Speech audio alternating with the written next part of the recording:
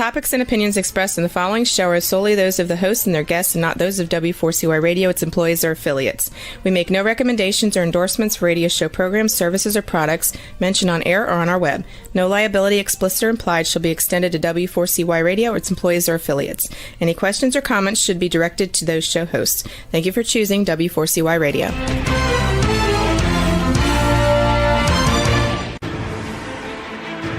What's working on purpose anyway? Each week, we ponder the answer to this question. People ache for meaning and purpose at work, to contribute their talents passionately and know their lives really matter. They crave being part of an organization that inspires them and helps them grow into realizing their highest potential. Business can be such a force for good in the world, elevating humanity. In our program, we provide guidance and inspiration to help usher in this world we all want, working on purpose. Now, here's your host, Dr. Elise Cortez.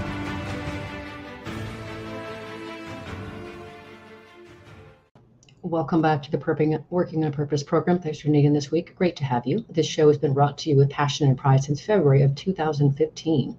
I'm your host, Dr. Elise Cortez. If we have not met before and you don't know me, I'm an organizational psychologist and logotherapist, speaker, and author. My team and I at Gusto now help companies to enliven and fortify their operations by building a culture and leadership activated by meaning and purpose. Our mission is to help our clients create a destination workplace where people flock to join, are intrinsically motivated to perform at their best, can grow to their fuller potential, and are committed to stay and dynamically deliver on the company's mission, which all translates to higher profits for you. You can learn more about us and how we can work together at gusto-now.com or my personal site, elisecortez.com. Now, getting into today's program, we have with us today James W. Keyes, a global business leader, philanthropist, educator, artist, musician, commercial-rated pilot, and modern Renaissance man. He is the former CEO of two internationally recognized Fortune 500 companies, 7-Eleven and Blockbuster. He's had a lifelong commitment to education, serving as a founding director of the Dallas Education Foundation, and is the founder of the Education is Freedom Foundation. He's the author of Education is Freedom. The Future is in Your Hands, which we'll be talking about today. He joins us today from my city, our city, Dallas. Jim, welcome to Working on Purpose. Thank you for the opportunity to be here. So it is a mild understatement to say that I loved your book. Thank you. Every single last word of it, and I do read my guests' books cover to cover. Yours was just so inspiring and encouraging. Really, really appreciate being able to share it with my listeners and viewers and champion your message, Jim.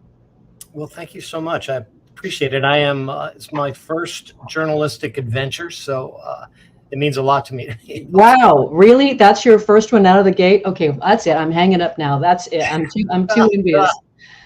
Yeah, I've had some good coaches and some very good mentors along this journey, but very first ones. Clearly. Well, I love what you state as the objective is to inspire us all to learn and to keep learning, because wisdom, which is a higher degree of knowledge, you say, is the lifeblood of a civil society and the oxygen that fuels our personal enlightenment. I love that you're really championing a unitive effort among all of us. I just find that so hopeful and as a course of action, and I definitely want to be part of that. So I'm in, Jim. You got one. Thank you. I appreciate it. I'll share a quick story with you. When I first wrote the book, the publisher, of course, is working on the title, and I knew what the title was going to be. I'll share that story with you down the road. But the hardest part was the subtitle. I understand. Yes. It's really hard. And so they kept asking me what I wanted. And I said, well, I really want it to say that this book is a self-help guide for humanity. And they said, who do you think you are? You can't say that. I mean, it's like, that's way too overreaching. But it's so true in so many ways that what it comes down to is knowledge and wisdom to take away fear and anger and hatred and all that stuff. And truly it is something that we can all do if we believe in it. Mm-hmm. Yeah, I really, really subscribe to this whole notion. You say, therefore our collective desire for the greater good becomes the bright light that will take away our fear, as you said. We can replace ignorance with knowledge. We can replace despair with hope. We can replace fear with understanding, and we can replace aggression with peace. That sounds really good right about now, Jim.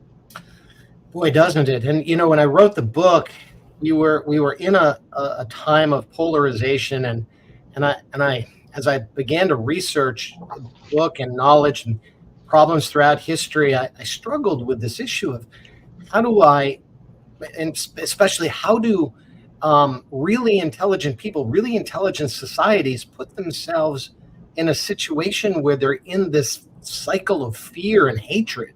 It makes no sense. You would think that the more knowledgeable a society becomes, the more peace you would have, one would think. And interestingly, I stumbled on this thing that I put in the book called militant ignorance. Oh, yeah, definitely. I'd never heard that before until I read it in your book. Yeah, it was fascinating because I was really struggling with how do I explain this? How do I explain the irrational behaviors? And M. Scott Peck, in a book called The Road Less Traveled, talked about this. Yeah, talked about this idea of militant ignorance. And basically what it is that, it's that natural human, almost tribal behavior that, after all, we are human and we do fall back into what I call later in the book, our caveman brain kicks in. Mm-hmm. And we become convinced by those around us that something is true or something is correct, even if it goes against all of our values, all of our knowledge, and we literally choose not to continue learning in that environment. We shut it down and say, I'm going to go with the group. I'm going to go with the tribe. And that leads that idea of militant ignorance, like, no, I'm not going to learn. Yeah. I'm not going to get the facts because this is what I believe and this is what I want to believe. And all my friends believe the same thing. Mm-hmm. It can lead to some pretty frightening outcomes. Yeah, and I appreciate that you want, because I'm a researcher at heart. I have about 28 pages of typewritten notes from your book because that's what I do. And that one of the things that I ascribed when you were talking about militant ignorance was many of the challenges society faces today can be traced to our individual and collective refusal to learn. Yes. I mean, think about some of these issues that have plagued just our country. And if you put a group of intelligent people in a room, many of these issues could get solved, and yet they don't. And yet, not only could they get solved, but we almost weaponize these issues and get people so worked up and so angry about them that people choose not to seek knowledge and truth about these issues. They're so hunkered down on the idea that we're right and they're wrong. Yeah. That it leads to basically an impasse. It's a self-fulfilling prophecy that there will be no solution to that. Yeah. I was just listening to the news this morning and they were just talking about how, anger sells, and it was it was very disheartening to hear that, peace and, encouragement and compassion and love don't actually sell, but anger does. And I'm like, oh, I'm in the wrong business. Sadly, it's a motivator. But, interestingly, if you look through history, I've learned a lot in the course of writing this book. And if you look through history and you think about our leaders, the leaders that have historically, now there have been exceptions to this, but most of the leaders who have prevailed in national, like political, presidential elections, most of them have been purveyors of hope. Yes. And those who are stoking fear generally don't prevail in the long term, because hope, I do think that hope ultimately prevails over fear. But fear is easier. It's the lowest common denominator. Yeah. Yep. And so, if you're going to pull out your deck of tools to how to motivate people to take action, you pull out that fear tool, and it's a lot easier than the hope tool in the short term. I agree. I'm aligned with you. Let's retire. We can do better than that. But Exactly. speaking of history, Jim, I want to talk a little bit about yours, because I have to say, when I was reading your book and I started reading about the story you say at the beginning, which was pretty compelling and interesting, and then come to find out that story is about you. I was like, wow, no wonder this. So it's important that our listeners and viewers know a little bit more about your history, like I do now, because if they understand that, they will understand even more deeply the power of your message and what you've written in the book. So will you just kind of give us a sketch of your earlier life? Sure. I was really, I set it up that way in the third person because I was really reluctant I didn't want this book to be about me. I didn't want it to be a memoir, because I'm not old enough for a memoir. Let's start with that. Yeah, let's start there. No, I really wanted the audience to be engaged, the reader to be engaged in a story about an individual that could have been any kid growing up anywhere in the world. Because my story isn't unique. My story is played out over and over again all over the world. Too many kids in the family, too little money, problems, marital issues. My mom left at 5. My father passed away when I was 12. We had no running water. The house was condemned. I mean, I can go on and on with the list of all these adversities that I faced. And yet I'm not alone. The whole world is full of people with those kinds of challenges. In fact, we all have adversity of some sort. So my objective in the book was to share my adversity and to be able to show how I turned adversity into opportunity, and to say, look, you don't have to. I don't want that for anybody. But take your own adversity, because everybody has one. Everybody has an issue. Take that and turn it into a positive. Learn from it and make it your strength. Make it your superpower. And that was my objective in telling my own story in that fashion. And then coming up with the reveal that, yes, this was me. Which was delightful, by the way. Thank you for that. I was delighted by that. And then, I do really want to celebrate you, Jim. I mean, you really are a living billboard of having achieved and still achieving the American dream. I mean, you have been a well-known CEO of 2 remarkable organizations. You're a philanthropist, you're a pilot, an artist, a musician, among many other notable achievements. And so it's what I love about that too, as a fellow person who believes very much in lifelong learning. You wouldn't be doing all of those things if you hadn't embraced this notion of lifelong learning.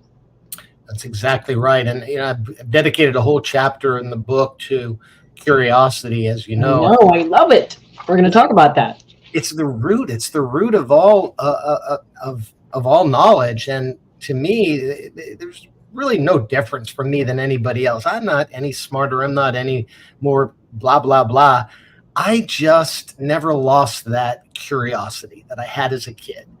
And I've nurtured it. I intentionally tried to stay curious. Mm-hmm. And that curiosity still drives me today. I just want to keep learning. I'm fascinated by, like right now, we're doing social media, and I knew nothing about social media. I'd never been on a podcast months ago. And now I've learned, and I'm fascinated by it. And I'm using this tool to reach people where, especially young people, where they live, which is in social media world. Yeah. And it's a beautiful thing. So it's all about just lifelong learning is lifelong living. It's about the more you learn, the more rich your life can be.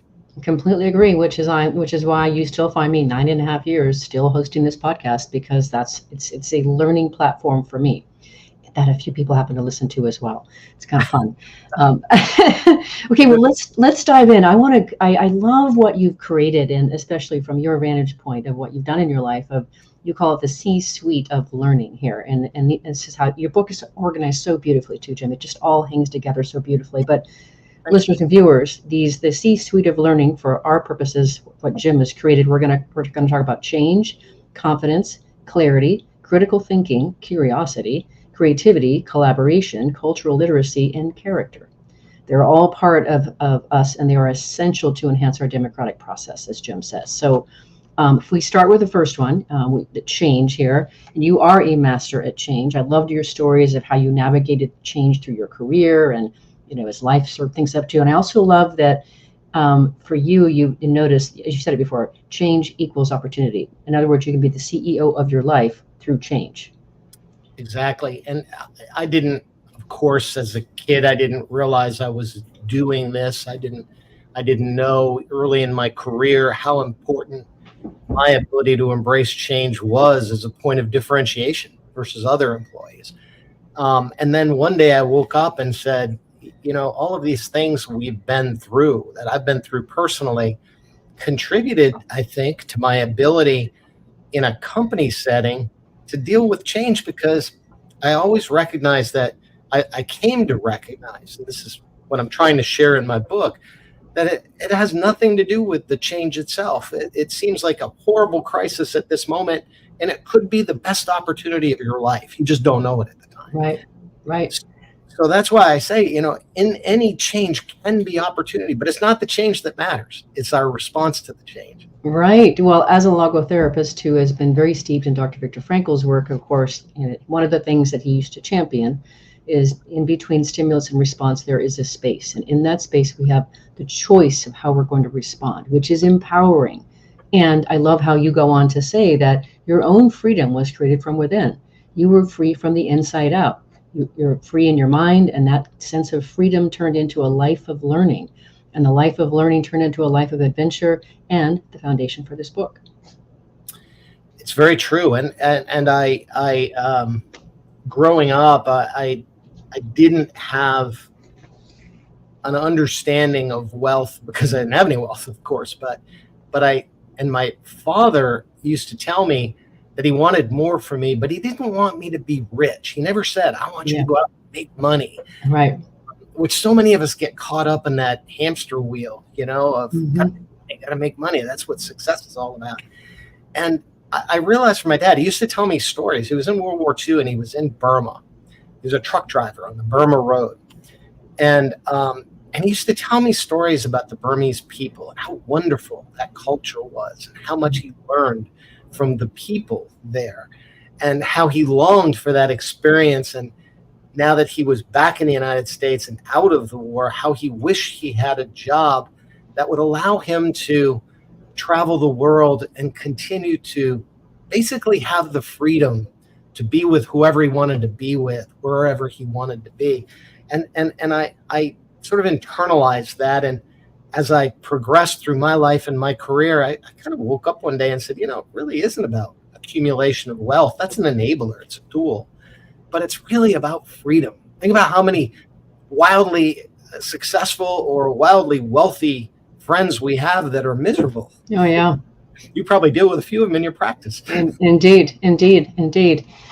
Oh, okay. So on that note, let's grab our first break and let our listeners and viewers stew a little bit on what you've just served up here as an opening. I'm your host, Dr. Elise Cortez. We'll be on the air with Jim Keys. He's a global business leader, philanthropist, educator, artist, musician, commercial rated pilot, and modern Renaissance man. He's the former CEO of 2 internationally recognized Fortune 500 companies, 7-Eleven and Blockbuster. We've been talking a bit about where his book came from, and we're just getting started into unraveling the C-suite of learning. Stay with us. We'll be right back.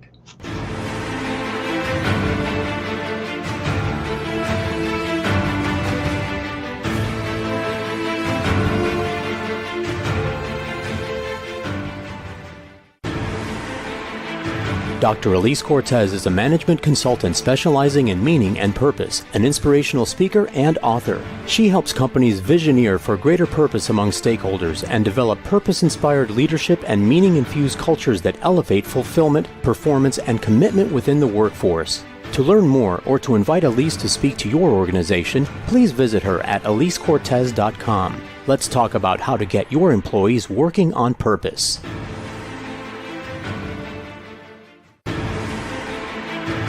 This is Working on Purpose with Dr. Elise Cortez. To reach our program today or to open a conversation with Elise, send an email to Elise, A-L-I-S-E, at elisecortez.com. Now, back to Working on Purpose.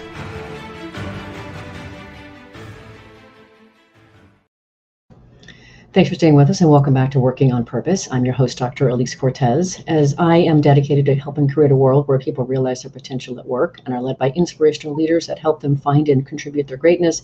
And we do business that betters the world. I continue to research and write my own books. So the last one came out in March of 2023. It's called The Great Revitalization, How Activating Meaning and Purpose Can Radically Enliven Your Business.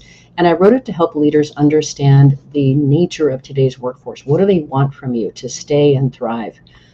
And then I offer 22 best practices to help you create that culture to provide it for them. You can learn more about my books at elisecortez.com or find them on Amazon. If you are just now joining me, my guest is Jim Keyes. He's the author of Education is Freedom. The Future is in Your Hands, which is what we've been talking about today. So before the break, we served up that we are going to be covering as many as we can of the C-suite of learning, which again is change, confidence, clarity, critical thinking, curiosity, creativity, collaboration, cultural literacy, and character. We've covered change. So now let's talk about confidence. Yeah, that was a challenge to write the chapter on confidence. It is, it is so critical, and it is such an important part of my success because I was fearless. And everybody says, "Well, how did you move from a regular employee in the organization to all these different ranks and CFO and chief operating officer?" It was about not being afraid at the heart of it. For example, I entered 7-Eleven, the Southland Corporation, via the sort of the financial side of the business, let's say, in the planning side, because I came in to help them with an oil company that they had acquired. And then I moved into an operating role. And then after a while, I raised my hand and said, I'd like to go back and work on the strategic piece again because I can help. And what I did is I kept moving from area to area throughout my career where I didn't have the experience. It was a stretch, but it was also an opportunity to learn. Now, how many of us get stuck in that trap? They say, well, no, I can't do that. I might have to take less money for that new job, even if you're going to learn a lot more. So for some reason, I had the courage. And here's the analogy I like to use. When you're a little kid, you're in school. Teacher, I know what happens. You get a spitball in the back of the head. Yeah, right? That's right. You get all these people that are criticizing you. Why are you doing that? You're making us look bad. You this and that, and they call you names. I was able to tune that out as a kid for some reason and I didn't recognize it took me many years to realize it was never about me. It was about them. That's right. Their insecurities. That's right. Being projected on me. And it took many years. I wish I knew that then. But that same behavior happens in the boardroom. It happens in the workplace. Yeah. All the time. And so confidence is critically important so that you can say, I'm not going to let the pack and their insecurities try to hold me back in my career. It's not good for me, and it's not good for the company. The company needs me out there taking chances. And so it was confidence really that propelled me in so many ways throughout my career. Well, one of the things that I got from your confidence section, there's two pieces I wanted to talk about. One is this next piece, and then one's on humility. But I really think this is actionable for our listeners and viewers because confidence is hard for a lot of people. And so I love that you go on and you say, we all know about the golden rule, which is to treat others the way that we wish to be treated ourselves. But then you say, but in addition to the golden rule, maybe we should consider and establish a platinum rule. And you say, in other words, if you treat yourself the way you want to be treated by others, then you will indelibly hold yourself to a higher standard. This will manifest in a higher self-confidence that will in turn encourage others to believe in you. That is really, really powerful. If we can hold ourselves to that same, treat ourselves in the way that we want other people to treat us, that is a game changer, Jim. It's brilliance. It's just so true. We all struggle with the imposter syndrome. We're human. Again, it's that stupid part of our caveman brain that kicks in. Oh, I'm not good enough. I'm not strong enough, blah, blah, blah. And it's just all noise.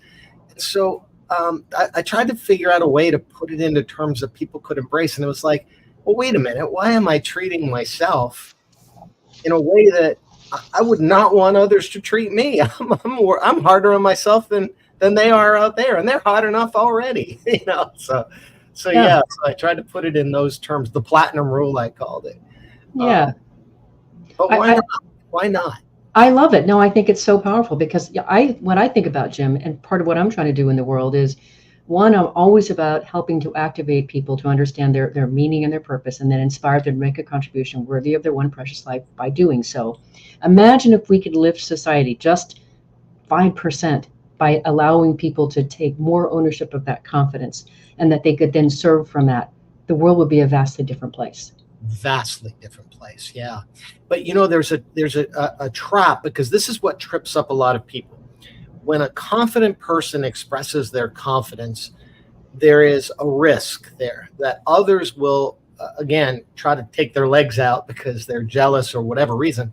But there's also, and I've been guilty of this, I've been guilty of, or certainly called arrogant, because I am so confident. I do believe so much in myself and my ability that others sometimes perceive that as arrogance. So I struggled with that in the book. And I said, I need to help my readers understand the difference between confidence and arrogance and where that line is. Yes. I went back to Norman Vincent Peale.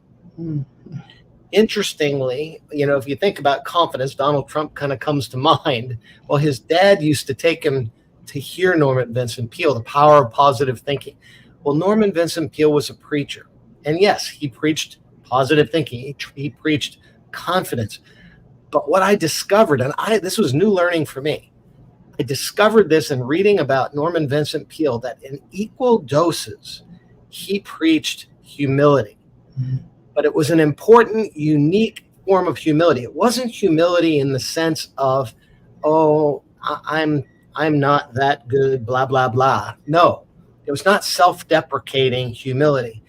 It was humility in the sense that I am smart enough to know that I don't know everything, that I have something I can learn from every human being that I interact with. It could be the janitor, it could be the waiter, it could be the CEO in the boardroom. I can learn something from them.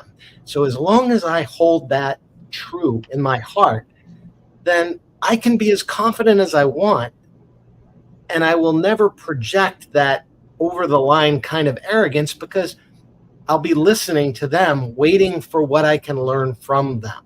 Yes, that's so beautiful. I so align with that, Jim. It's just so beautiful. So that's how we can temper arrogance with humility so that we have that good balance. So let's go on to clarity next, because I want to get through as many as we possibly can for our listeners. Sure. There's so much meat to them. So clarity, gosh, that sounds really simple. We just have to be clear in what we want people to do and what we say, right? That's all. Sounds simple. Yeah. However, there's more. Oh, yeah. Everyone from Da Vinci to Einstein said it's the hardest thing that a human can do is to simplify. That we have a tendency as humans to overcomplicate everything. And Einstein said it well. He said, if you can't explain something well enough that a 6-year-old can understand it, you probably don't understand it well enough yourself. Oh. And it's so true, really. And I can't tell you how many times clarity, simplicity kept me out of trouble. I was CFO in the Enron era of a public company. Wow. Sarbanes-Oxley. The very same people that were calling on Enron with offshore special purpose entity tax shelters, right? Were calling on me as the chief financial officer of a $12 billion public company saying, I can help your performance, your company's performance with this accounting scheme. And I recall vividly the reason that I didn't recommend that is I would say to them, if I can't explain this to my board, and I just did not understand it well enough to explain it to my board, then I have no business doing it. You know what their answer was? Well, you're not supposed to understand it. We're the experts. We're the tax experts. Wow. You're supposed to do it, accept it. And that element of simplicity, that rule that I have, probably kept me out of jail. Yeah. Or kept the company out of a serious financial crisis. But it works. And it's, so just to elaborate a little bit, it's not just simplification, it's clarity of both inbound communication. So listening and being able to understand what we're being told. That means breaking it down into simple terms. Right. And then outbound clarity, because at the end of the day, if you're leading an organization, you can't lead if they can't follow, if they can't understand what your plan is, what your strategy is. And the reality is we all find ourselves in situations where our organization is saying, "Oh yeah, sure, I get it." Not a clue. They didn't hear what you said, or they're afraid. They're afraid to challenge it and step up and say, "I really didn't understand that." Yeah, which is part of my work too, is helping to make that safe, that psychological safety, so important. So the clarity piece too, and then as you go on to say, being able to carefully curate the message and deliver it to the intended audience in a way that they understand, but also inspires them to want to be around it and part of the action. So of course I champion that too. Okay, so what we've been talking about then is those three were really about what to learn, those three pieces. Now we're going to move on to three pieces of how to learn. So the first one there is critical thinking. Please, could we have more of that in the world, please, Jim? Would you make that happen like yesterday? I know. Wouldn't it be nice? Wouldn't it be nice? And I'll share with you, we all learn critical thinking. For those who don't really know what we're talking about with critical thinking, think of the Socratic method that we all learned in grammar school. Who was Socrates? Well, he was the guy that asked why about everything. Why, and he got persecuted for it, blah, blah, blah. He was probing, he was delving. He wanted to understand, and he would challenge assumptions all the time. So we all knew that, but then we don't like to ask why. In fact, we probably lose the why as little kids when mom says, "Stop asking why." Right. Yes. We drive our parents crazy, and then we sort of learn not to ask why. But it wasn't until I got to 7-Eleven, and here's when I really embraced critical thinking. My Japanese licensees were wildly successful. They're selling fresh sushi in 7-Elevens in Japan. Yeah. Restaurant quality. We're having a hard time selling a fresh hot dog. And I'm like, how does this work? How do they do so well? And I became a student of their success. And what I discovered was amazing. That they took, and it was actually inspired by Edward Deming, one of our Americans that went over there post-World War II to help reconstruction of Japan. And he taught them the basic scientific method as it applies to business. And it's just basically start with a hypothesis. From the hypothesis, take an action. After the action, measure the results, and then redo your hypothesis. Very simple. They had, in Japanese, basically simplified it to plan, see, do. Or plan, do, see. Plan, do, see. And basically, it's the idea of having an idea to start with, having a plan, but most importantly, putting that action in place. And this is the part we all forget, particularly as Americans, because we're all so busy. Measuring the results. And then when we measure the results, a lot of times we measure, and then we don't do anything about it. Right. So how do we take that result and then change our hypothesis? Right. Now, if you put that into political terms, it means, okay, we're going to try something. We're going to put a policy in place. Let's step back and see if it worked. Oh, it didn't work as well as we thought. Let's take a different position. Now, that may seem like we're flip-flopping or changing our minds. Well, not if we make that change based on data. Mm-hmm. And sometimes that change is really great. I've come to view things totally differently than I did before I did that investigative research or critical thinking. Thank goodness, right? Exactly.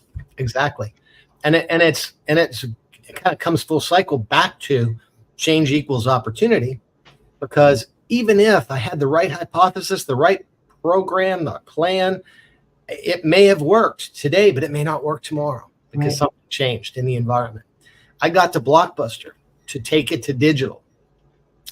I was down that path, bought a streaming video company, ready to have wild success. We doubled EBITDA, our cash flow, and dramatically improved earnings. And then all of a sudden, the financial crisis hit. Yep. Well, I had to pivot now from transforming the company to saving the company, to try to restructure the balance sheet. And people from the outside looking in said, "Oh, what's he doing? He changed his strategy, or he didn't know what he was doing, whatever." No, it was responding to change with information, with new information that you have at any given time. And you also had all kinds of people too that were part of this that were weighing in on the decisions and things, including your board, et cetera. So anyway, just I read all of that too. Very, very fascinating. Perhaps in another conversation, we can talk more about your Blockbuster days, because I think a lot of people really want to better understand that. But for now, let's take our next break. I'm your host, Dr. Elise Cortez. We've been on the air with Jim Keyes, who has had a lifelong commitment to education, serving as a founding director of the Dallas Education Foundation and is the founder of Education is Freedom Foundation. We've been talking about his C-suite of learning. After the break, we're going to cover next on curiosity. We'll be right back.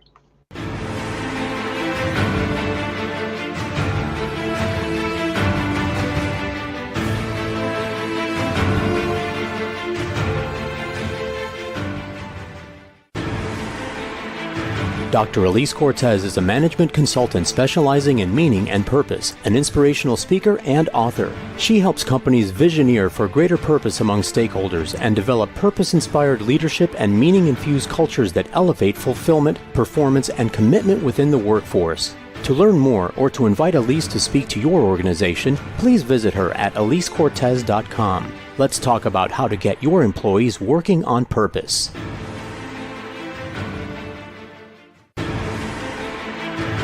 This is Working on Purpose with Dr. Elise Cortez. To reach our program today or to open a conversation with Elise, send an email to Elise, A-L-I-S-E, at elisecortez.com. Now, back to Working on Purpose.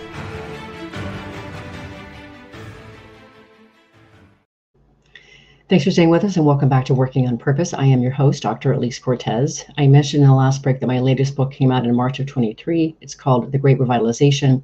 What I did for you is I created a very simple 3-page assessment for you, and it will give you a roadmap to elevating your own organizational culture to meet the discerning needs of today's workforce.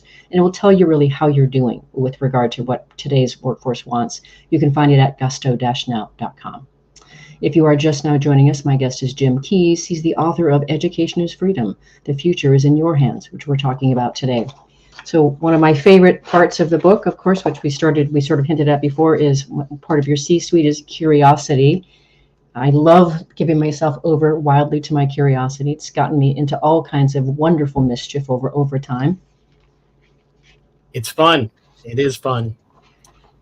And that's at the heart of it. It's getting back to the fun of learning, and that's so often missing in our both our academic equation and just life. Absolutely. Think about how many times have we traveled. You and I both travel a lot to foreign countries.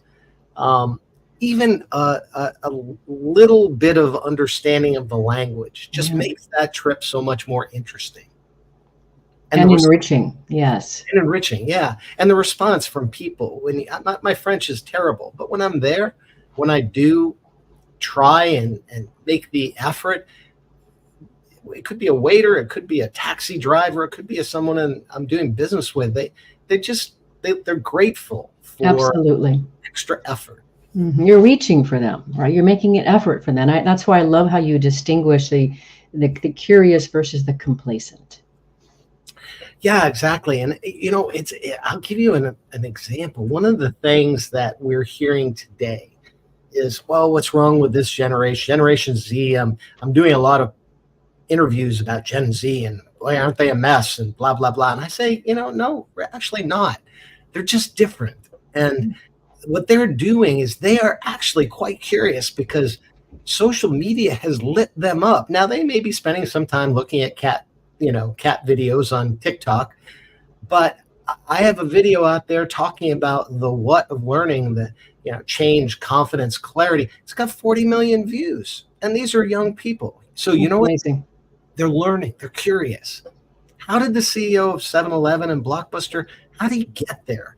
And they're learning from these things. So that curiosity is alive and well, and I think we just need to celebrate it rather than critical of people invoking that curiosity. Oh, I'm taking it one step further, Jim. I've created a course that actually enhances curiosity by actually teaching people to get better in touch with their transcendent emotions. So I am totally with you. I love how you also describe curiosity as intelligence at play. And also it's the lust of the mind. I completely embrace that. Imagine if we could turn on the curiosity inside organizations. Imagine the innovation, the problem solving, the way that they'd go about delighting customers in a different way. That's what I am out to help companies do as well. Oh my gosh, you're right. I'll give you a great example of that. I mean, I can't tell you how many companies I dealt with at 7-Eleven. I was always looking for new products, right? So I was curious about what are products in Hong Kong that could be transformed and brought here to the United States, or in Spain, or in China, or anywhere. How can I find those things that we could bring back to the U.S.? I was told by so many consumer products companies, by the CEOs of these companies, like, Jim, it's not your job. You don't do that. You're a CEO. First of all, the consumer product companies do that. And by the way, as a CEO of a consumer products company, I would never do that. That's my people that do that. The creative people, those are the ones that develop this. Well, that curiosity helps you find new products. It helps you your customer better. Yeah. So one of my favorite examples, that little aluminum bottle you see for beer that's out there? Yeah, I love this story in your book. Yes, tell it. Oh yeah, it's fabulous. So I'm having trouble competing with Walmart at 7-Eleven because they're selling beer below my cost. That's Walmart. That's what they do. They're using it as a loss leader to try to bring people in the store. And that's hard when you're trying to compete with that. It's like, wait a minute, they're selling it at retail below my cost. I could send people out and buy it at Walmart cheaper than I can buy it from my Miller distributor, whatever. So I was trying to find, how can I innovate beer? That's pretty hard. It's been around for a long time, right? Well, my customers like cold beer. And so I was in Japan one time, and I opened the mini bar. And here I pulled out this thing at probably 3 a.m, jet lag. And it was so cold, I couldn't hold it. And I turned on the light, which I didn't want to do, but I had to see what this was. It was grapefruit juice in an aluminum bottle. I had never seen that package, certainly not in the United States. Yeah. I brought it back and I shared it with Budweiser, with Miller. I said, can I get beer in this package? And I got the, kind of the eye roll. Yeah, sure. Yeah, of course. And you know what they're thinking? That's not your job. That's not even my job. And it took 2 years, but I finally got it done. And now that package is everywhere. And it's a fabulous package for water, for beer, for soft drinks. It's great. It's wonderful. It's so delightful. And just really quick, because I think you'll find this delightful. Why I know a little bit more about 7-Eleven is from 91 to 93, my boyfriend, that's how I ended up going to Madrid and then Rio de Janeiro, worked for Arco. And his job was to add the AM, PM convenience store line to the gas stations. That's what we were doing all over Western Europe and South America. And talk about creativity. Everybody said that's never going to work. Nobody's ever going to want those stores. But as you say in your book, you realized what you were doing at 7-Eleven is you were selling convenience. Exactly. He was my nemesis, by the way. Sorry. So I just thought I'd just come clean on that. Yeah, AM, PM, they were tough competitors. Arco, and they had North Slope crude from California, out in California, all the way from Alaskan North Slope, and they would bring it down to California and sell it. Again, they were selling gasoline 10 cents cheaper than my cost. It was tough to compete with them. Yeah, I just thought I better just tell you that. So in case you found it on your own, Thanks for fessing up. Tell them congratulations. Right. We got to start this relationship right, Jim. So, all right. Well, let's move on. Now, we were talking about curiosity. Now we got to go on to the next one. That's creativity, and that's another thing that I am talk about. I'm being compelled by this curiosity to create this course for organizations, and so creativity here, enabling our inner child. You say this is intelligence at play to enable that. Exactly. And it's another one of those things that is innate to humans, that we are creative individuals, and that as we grow up, again, it's that fear thing. At one point we may have had a piano teacher and she banged our knuckles and said, that's not good. Or we tried to sing and somebody said, oh gosh, that's terrible. And our fear kicked in and we stopped doing it. And I for some reason, I was blessed with, again, that fearlessness. I was like, I don't care if they like the way I sound. I'm going to do it anyway. And I don't care if they like my painting. And my favorite example is I like to take people to MoMA, to the Museum of Modern Art in New York. And I go, okay, look, you don't think you're an artist? Here's a box of rocks. Now, what do you think? It's somebody said a box of rocks is beautiful, and this box of rocks is now in the Museum of Modern Art. Or there's one of my favorite exhibits. There's a whole bunch of jars with hair in them, and it's like, now that is art. It is inspired by someone who had a point of view, and they wanted to express themselves in a box of rocks.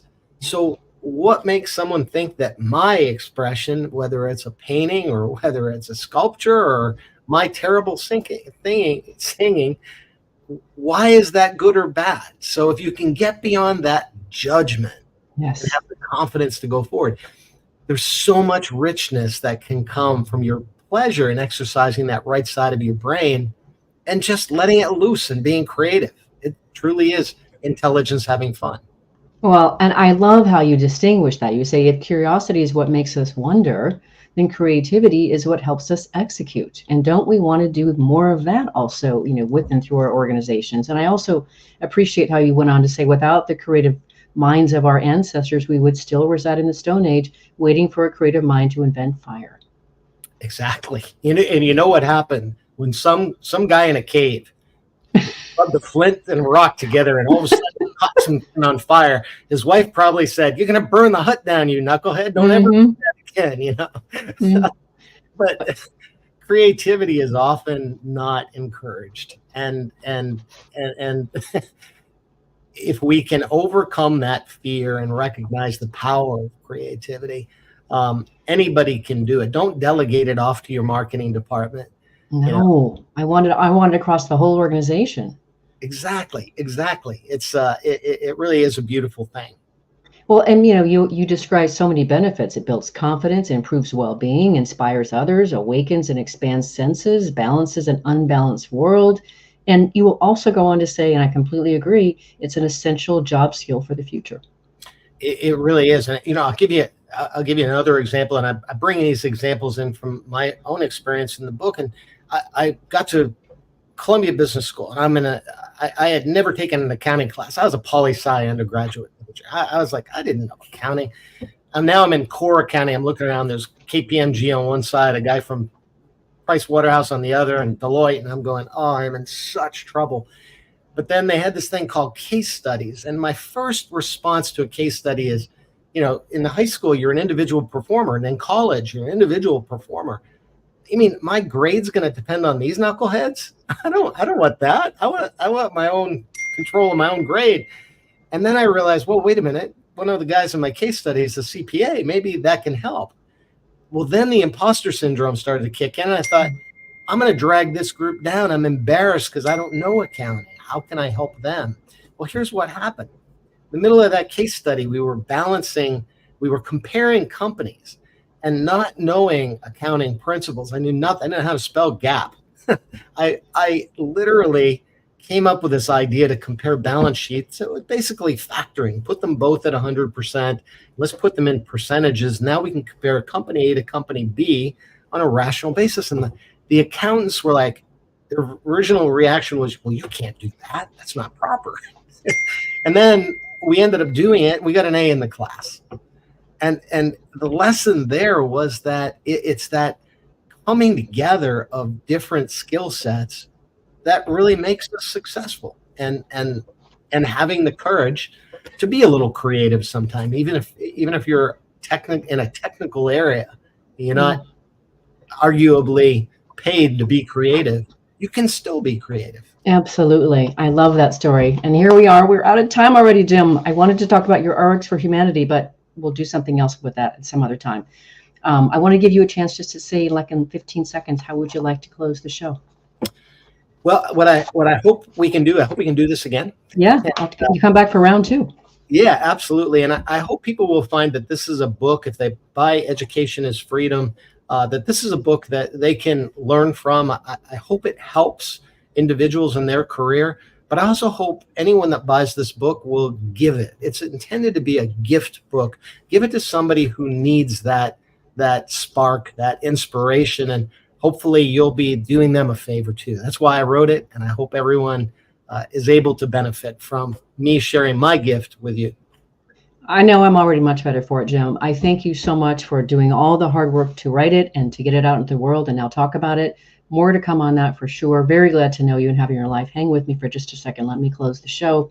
Listeners and viewers, if you want to learn more about Jim Keys, the various initiatives he pours himself into, or his book, Education is Freedom, you can visit a couple places. One, his personal website is jameswkeys.com. Let me spell that for you. James, JamesWKeyes.com, jameswkeys.com. And then his book website is educationisfreedombook.com. One more time, educationisfreedombook.com. Last week, if you missed the live show, you can always catch it via recorded podcast or wherever you get your podcasts. We were on air with Finian Kelly talking about his book, Intentionality, a groundbreaking guide to breath, consciousness, and radical self-transformation. He taught us his blueprint to develop intentionality as a way of life, how to understand our human operating system, how to discover how our belief loops code impressions in our lives, and then to recode those impressions for a better outcome. Next week, we'll be on the air with Pam August talking about her book, Potential, how to connect what's already there for exponential impact so you can elevate your mattering in ways that are most important to you. See you there, and remember that work is one of the best adventures and means of realizing our potential and making the impact we crave, so let's work on purpose. We hope you've enjoyed this week's program. Be sure to tune into Working on Purpose, featuring your host, Dr. Elise Cortez, each week on W4CY. Together, we'll create a world where business operates conscientiously, leadership inspires impassioned performance, and employees are fulfilled in work that provides the meaning and purpose they crave. See you there. Let's work on purpose.